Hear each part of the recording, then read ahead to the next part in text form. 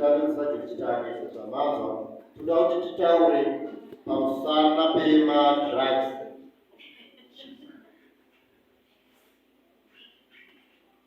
Tiri pamwe here? Drug abuse imhosva munyika yeZimbabwe. Chinonzi drug abuse istate yekuti munhu anenge akutora mishonga nenzira isiri iyo. Wrong use of a drug.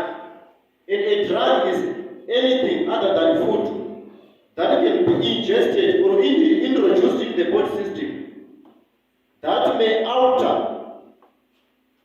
the normal function of the body system or the nervous system or even the brain system.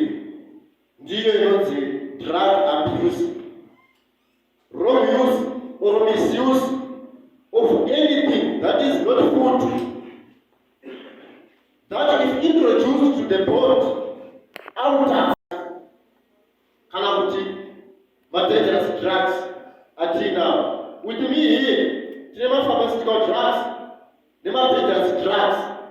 Dangerous drugs are those drugs that have been prohibited to use by the government or by the authority. So, tine pharmaceutical drugs anosanganisira madrugs akafanana nemaprofen, nemadrugs akafanana na Viagra. Mamwe madrugs aya anoshanda when prescribed by a medical doctor. Kana munhu achinge anzi ngaashandise drug iroro zvichida arwara, ndo paanogona kushandisa drug iroro. Ukanga uchirishandisa zvisina prescription yamedical doctor, it's not drug abuse because it's wrong use. Zviri kunzikwa here. Panadol, amoxicillin, paracetamol, Cafino, Disprin, ose vayo madrugs anoshandiswa nemunhu achinge arwara for medical treatment or diagnosis. Madrugs iwayo. Kozoita madrugs akafanana na heroin, cocaine, mbanje, crystal meth, prohibited drugs. Kushandisa drug iroro, it's a misuse, wrong use, so it's drug abuse. Kushandisa drug iroro. Pamotire drug rakafanana Bentley. Bentley, it's a prescribed drug, pharmaceutical drug, rinoshandiswa nemunhu achinge asangana dambudziko raainaro. But pane mashandisirwo arinofanira kunge richiitwa. But now, it is being abused nevanhu, society, noma communities. Broccoli has been banned because kune drugs arina nekushandisa. The government of Zimbabwe has banned the use of broccoli. Harichachenjedzwa muZimbabwe.